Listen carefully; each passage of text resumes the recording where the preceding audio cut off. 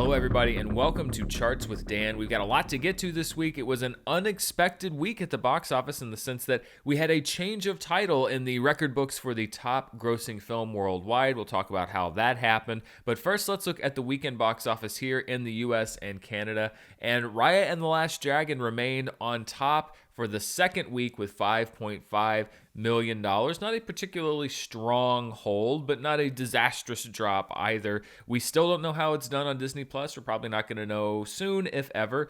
But staying on pace pretty well is Tom and Jerry in week 3 with $4 million. We do know that that's on HBO Max, although again, we don't know exactly how many views it's getting on the streaming service. At number 3 is Chaos Walking in its second week with $2.2 million. We went into the whole case with this movie last week and why it remains a disappointment with its $100 million, perhaps more than $100 million budget.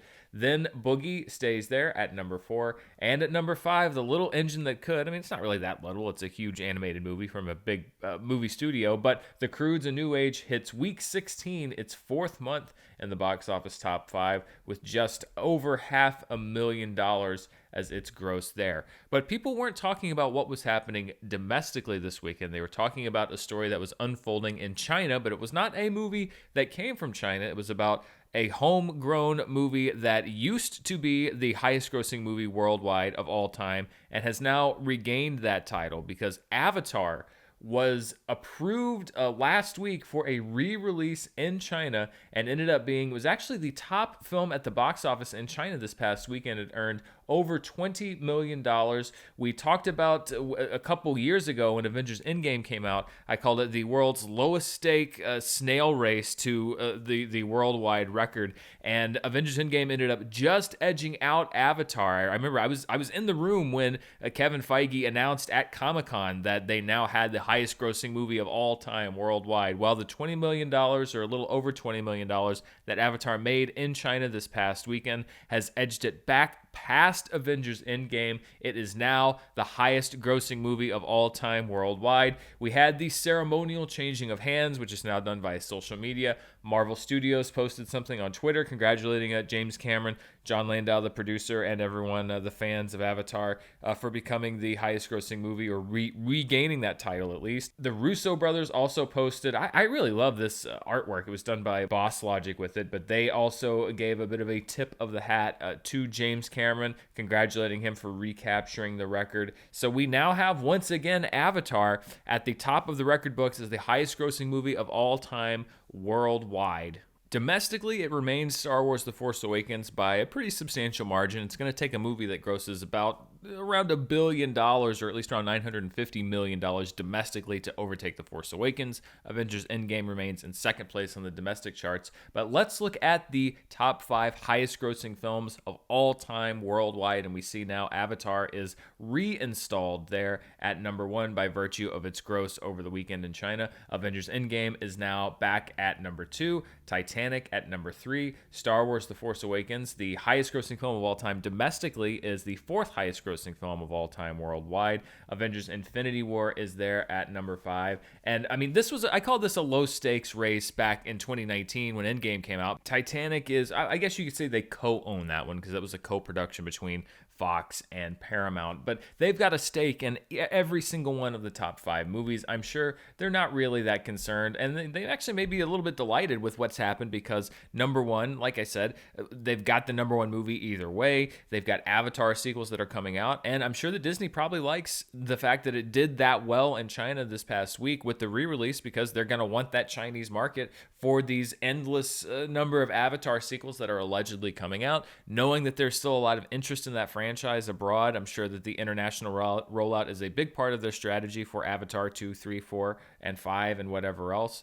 So this is really no skin off anybody's nose. I'm sure that there are a lot of MCU fans that are disappointed because the Endgame is now technically back to number 2, although all it would really take is Disney putting Endgame out again to make maybe 10, 15, 20 million more dollars. We'll see how this reissue does in the coming weeks in China to get back on top. So these two could be jockeying for position. It kind of reminds me of The Dark Knight, with the Joker saying, you and I could be doing this forever. They could be going back and forth like this forever, or until a new movie comes and just blows them both away. But it's going to be quite some time before we see that kind of revenue. Let's expand beyond the top 10, and let's actually look at the 10 highest grossing films worldwide, because I haven't really had much reason to revisit this list since it was settled back in 2019. So we see there Avatar at number 1, Endgame at number 2, Titanic at 3, Star Wars The Force Awakens in 4th place, Infinity War in 5th place. Then at number 6, you have Jurassic World. You have the 2019 version of The Lion King at number 7, Furious 7 at number 8,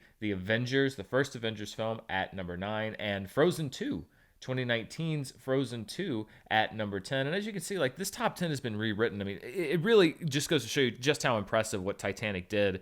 The fact that it is not even in the same decade as any of these other ones. The 2010s have essentially rewritten all of this because the market has gotten bigger and the movies have gotten bigger. But it is still, when you look at these movies, I mean, Disney and or Fox owns what? Let's see, 1, 2, 3... 8 of these top 10. Disney Fox now has a stake in 8 of them. It's a record of box office dominance that we're unlikely to see repeated by one studio again. But I also found a little interesting footnote, which is that this is not the first time that there's been an all-time world record-holding movie that has lost the title and then regained it. This happened back in the 1970s. There was a highest-grossing film worldwide. Of course, back then, the highest grossing film worldwide was pretty much the highest grossing film in the United States because the global market was still developing for film. But if you look back at the history of the record holders, Gone with the Wind took the title in 1940, The Sound of Music took the title in 1966, but in 1971, Gone with the Wind, much like Avatar, retook that title of highest grossing film of all time worldwide by virtue of a re-release. That movie's been re-released several times over the years. So Avatar is actually the second film to achieve this feat. 50 years ago, Gone with the Wind did the exact same thing. It was short-lived, though, because in 1972, The Godfather took the title, Jaws took it in 1976, Star Wars took it in 78, E.T. took it in 1983. A decade later, Jurassic Park took it, followed by Titanic. Titanic had it for over a decade until 2010, when Avatar claimed the title. Then in 2019, Avengers Endgame, and now, almost 2 years later, Avatar takes that title back and is currently the highest-grossing film of all time worldwide. So with the Na'vi back on top, let's look at the worldwide box office, not of all time, but for 2021. And the top is pretty much the same. It's driven by these big Chinese films that largely came out around the New Year period. Hi Mom, Detective Chinatown 3, A Writer's Odyssey, Endgame, different Endgame, not Avengers Endgame, Booney Bears, The Wildlife, New Gods, Neja Reborn, Tom and Jerry there at number 6. Raya and the Last Dragon has jumped onto the chart. It passed the $50 million mark. It's still not doing great in China. It's made about $14 million there. It doesn't look like it's going to be a huge grosser, but it has cracked that $50 million mark worldwide, and it is at number 8 on the chart. And I actually do need to make a correction about Raya and the Last Dragon. I made a really foolhardy and stupid mistake on last week's show. I was talking about its performance at the worldwide box office, and particularly its performance in China, and I mentioned the fact that the Chinese filmgoers, and I lumped Mulan in with this, don't seem to be concerned with films that are selling their own culture back to them. Of course, I stupidly and foolhardily made the mistake of myself lumping Raya and the Last Dragon in with films that were influenced by Chinese culture, and as many viewers rightfully pointed out, Raya and the Last Dragon is influenced by Southeast Asian culture, which is completely separate from Chinese culture, and I feel really bad about making that mistake. It was a dumb mistake, especially because I'd seen Raya and the Last Dragon. I had read about the casting of the film and the fact that it had or had not, depending on who you talk to, represented Southeast Asian culture specifically. To lump all cultures together, or even to conflate them as I did with Raya the Last Dragon and Chinese culture, is an insult to the fact that there are cultural differences between different areas and different regions of the continent. So I would like to apologize for that mistake. It was a dumb, stupid oversight oversight on my part, just because of rushing and putting together narratives and storylines for the show. I should have taken more care. Thank you to those who rightfully held me accountable for that mistake. And as I said last week, I pinned a comment on the video, but the best that I can do is to apologize for that and promise that I will do better in the future. As we close out the top 10 at the 2021 worldwide box office, the Yin Yang Master drops down one spot, with Raya jumping onto the chart. Master from India drops down one spot, and then Big Red Envelope, which at one time was our only movie on the 2021 worldwide box office chart, has now dropped out of the top 10 completely. Let's look at the 2021 domestic chart, and there's some shuffling. There are no new movies on the chart this week, but Raya and the Last Dragon jumps up 2 spots to the second spot. It has now made $15.8 million, but still lags significantly behind Tom and Jerry. The Little Things and The Marksman both drop down 1 spot. Chaos Walking enters the top 5 with almost $7 million. Judas and the Black Messiah drops out of the top 5. That picked up several Academy Award nominations this morning. By the way, if you want to see my reaction to the Academy Award nominations, you can click on the little card up there. I was up early this morning, already had one video out today, but Lakeith Stanfield, a surprise nominee in the Best Supporting Actor category. I break all that down, as well as the other nominations and the criminal robbery of Delroy Lindo of a Best Actor nomination. Check that video out right now. At number 7, Land stays put where it was. Boogie jumps up 1 spot to number 8. Nomadland drops down 1 spot to number 9. And The Mauritanian stays at number 10. It's also important to keep in mind that there are some movies like Minari, and then I was reading that The Father is following suit with many other studios that are not reporting box office grosses. So it's possible that there may be 1 or 2 movies that have broached this area that we're not reporting. That's because some studios are choosing to report their grosses and some studios are choosing not to. But we may be coming to an end of that era. I hinted last week that there was some buzz that this might happen, but Los Angeles theaters, much like their counterparts in New York, have been given clearance to open, actually starting this week. This article's from last week. Los Angeles theaters have been cleared to open this week. There is a 25% capacity limit. That doesn't mean that all of them will open, although I was reading that this theater that you're seeing actually right here, the AMC in Century City, will be opening this week. The AMC in Burbank will be opening this week. A lot of other chains. There are some, like the ArcLight, that last I checked had not yet announced when they were going to open, but have announced that they are going to be opening soon. So we are seeing theaters. First, we saw theaters in New York start to open. We're now seeing theaters in Los Angeles start to open, ironically or perhaps coincidentally, on basically the 1-year anniversary of when everything closed. So you've got some theaters in Los Angeles that are opening up for the first time in a full calendar year. Hopefully this means that we're going to start to see grosses go up. We're at a time where we've got movies that are coming out. Nobody comes out next week. Godzilla vs. Kong comes out the week after. We are seeing increased output from the studios. The next big shoe to drop is going to be Regal, and you'd have to think that with all of these other theaters opening that we may hear from Regal very soon, if we haven't already while I've been doing the show, as far as when they were going to open up all of their theaters, because they said they wouldn't open until they had more stuff to put out. There's more stuff that's starting to come out, movies that are moving their dates up into April. So Regal is the next big shoe to drop. My guess is we're probably going to hear something from them this week. I'd be surprised if we didn't hear something from them this week. And that's going to be big also for getting grosses up, because the more theaters that are open, the more accessibility there is. Vaccinations continue here in the United States. Hopefully case numbers stay down and people remain confident and choose to safely go to the movies if that's a decision that they're comfortable with. So slowly the recovery continues, but there's still a very long way to go. Let's take a look back. We're going to flash back 15 years to see what was at the top of the box office this weekend in history back in 2006. And that saw the opening of V for Vendetta with $25.6 million, a DC comic, not part of the Batman or Superman universe, but a DC adaptation at number 1. In second place, the second week of Failure to Launch, a Sarah Jessica Parker, Matthew McConaughey rom-com. At number 3, The Shaggy Dog starring Tim Allen, which honestly has one of the creepiest posters that I've ever seen. The dog with Tim Allen's eyes. That's just haunting to me. That when I close my eyes at night, sometimes I see the poster for 2006's The Shaggy Dog.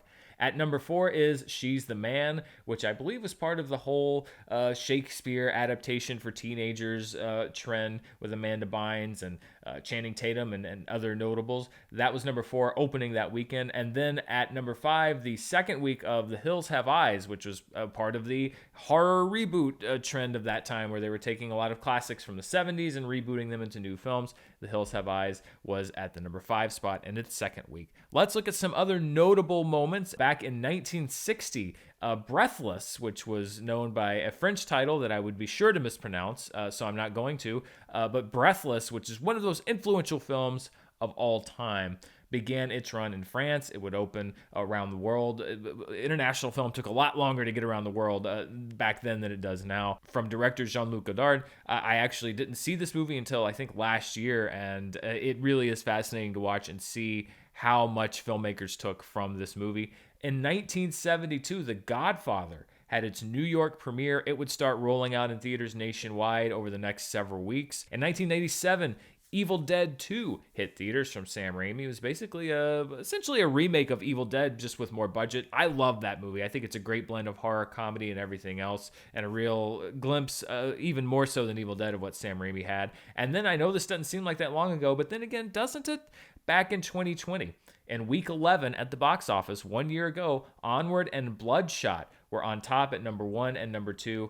This was the last week. This past weekend marked 1 year, the last week that movie theaters were open. This time last year, theaters were starting to close, and as I mentioned, some of them are just now opening their doors again. So we are marking a calendar year in Hollywood, and still we are just now starting to nationwide at least roll things back out, open the doors. We'll see where we are in a month or 2 months. It looks like it's very possible, fingers crossed, knock on wood, if things keep going as they are, if people keep doing what they need to do, that we may be able to salvage some part of the summer movie season. But then again, we said that last year. There's a lot of things that can change between now and then, but it's certainly, we seem to be much closer to the end now than we have been at any time in the last year. But people are still watching a lot of stuff at home, so let's look at the streaming charts for what people are watching on the different streaming services, and we'll start with Amazon. At number 1 is The Mauritanian, which was perhaps holding out for some Oscar love. Didn't get any, but it's still at the top of the Amazon charts, people renting it premium video on demand. At number 2, Land from director Robin Wright stays on the chart. The Croods: A New Age, the rental, is there at number 3. Minari is still a very popular title, premium video on demand. Monster Hunter is there at number 5, followed by the PVOD of Barb and Star, go to Vista Del Mar. The HD rental of Monster Hunter is at number 7. Greenland is at number 8. Divergent is at number 9. It's a bit of a discounted rental, people just deciding to revisit that film. And then at number 10, the purchase version of The Croods: A New Age. So The Croods and Monster Hunter together taking up 4 spots on Amazon's top 10. Let's look at what people are buying and renting over on iTunes. At number 1 is the film Crisis, which I mentioned last week, but didn't really go into what it is. It stars Gary Oldman, Armie Hammer, Evangeline Lilly, among others. It's an ensemble drama about the opioid epidemic. It remains at number 1. At number 2 is Monster Hunter in the buy rent window. At number 3 is Cosmic Sin in the buy rent window. This is a sci-fi adventure film with Bruce Willis and Frank Grillo.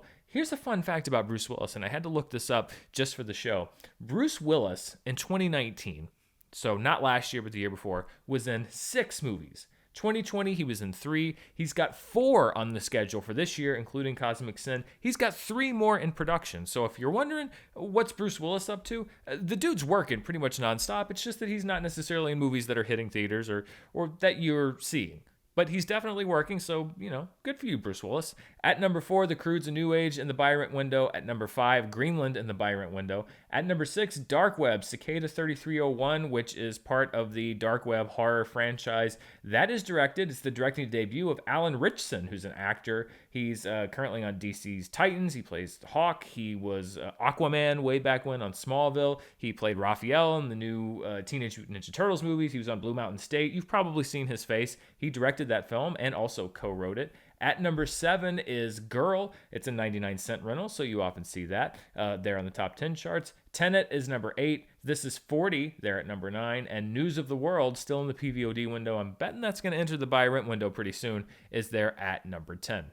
And finally, let's look at what people are watching on Netflix. First of all, looking at the overall Netflix charts, Yes Day, which is a new Netflix original movie starring Jennifer Garner, is at number 1, followed by the Netflix series Jenny and Georgia. When I first saw this a couple weeks ago on the chart, I'd seen some posts around social media mocking one scene in particular, but it is still a popular show over on Netflix. It stays there at number 2. At number 3, a new Netflix original series called The One. At number 4, a spinoff of the popular Netflix series Last Chance U Basketball debuts in the top 5. At number 5, Parker, a movie starring Jason Statham. At number 6, Marriage or Mortgage, which is a Netflix original reality show about couples who decide whether to invest their money into the wedding of their dreams or the house of their dreams. Are they going to pick a wedding or a house? Who knows? It'd be kind of hard to do either one right now. Coco Melon is there at number 7. iCarly is at number 8. Those have both been fixtures. Paradise PD, which is a Netflix animated original series, comes in at number 9. And then Behind Her Eyes, which is a Netflix original series, is there at number 10. And when we look at just the Netflix movie charts, Yes Day and Parker are at 1 and 2. Not surprising because they're both in the Netflix overall top 10, but the only 2 movies in the Netflix top 10. The rest are series. At number 3, the Netflix original movie Bigfoot Family. At number 4, the Netflix original I Care a Lot. The Dark Knight stays in the number 5. At 6 and 7 are 2 new entries, The Block Island Sound and Safe Haven. Training Day has been a fixture in the top 10. It stays there at number 8. Moxie, which is a Netflix original, is at number 9. And Will Smith's I Am Legend, not to be confused with I, Robot, is there at number 10. And that pretty much wraps up the charts for today. Avatar is back on top, but who knows? Disney may ask China to put Avengers Endgame back in theaters next week, and we're going to do this whole thing again. It's so close. I think this title could trade back and forth 2 or 3 more times over the lifetime of these movies. Thank you so much for tuning in and listening to me yammer on about numbers. As I mentioned, you can also see me yammering on about Oscar nominations if you so desire. Also, if you want to see even more of what I'm up to, you can check me out on Patreon at patreon.com/Dan Murrell. I am doing a movie club, commentaries, all kinds of fun stuff, and I especially want to thank these patrons. These are some of my producer level patrons. We do Schmodown study sessions. We do all kinds of fun stuff. I would love to have you come and join me there. Also, stay tuned here on the channel because later this week, I'll have my review of the Snyder Cut, Zack Snyder's Justice League. I saw an avalanche of reviews from different reviewers today from people because the embargo dropped. I did my best to secure a screener or a link for the film. Haven't had any luck yet, but I'm going to keep trying. If not, I know what time it's dropping. I'll watch it as soon as it comes out. It'd be kind of a marathon. I may actually have to take a break there in the middle because it'd be pretty late at night and it would be 4 hours long. But the one thing I'll promise you is that I will have a review for you right here on the channel as soon as I possibly can and I'm able to see the film. I'm excited to see what's in it, and I'm doing my best to just bat those spoilers away. I don't want them. I want to go in as fresh and as clean as I can. I'm very curious to see what Zack Snyder has in store with the Snyder Cut. So stay tuned. Definitely later this week. Also, The Falcon and the Winter Soldier premieres on Disney+. I might be staying up late Thursday night to see that one. We'll see. So stay tuned for that and my review of the premiere episode. Thank you so much for watching. Please, please, please stay safe out there, and I will see you right here next time.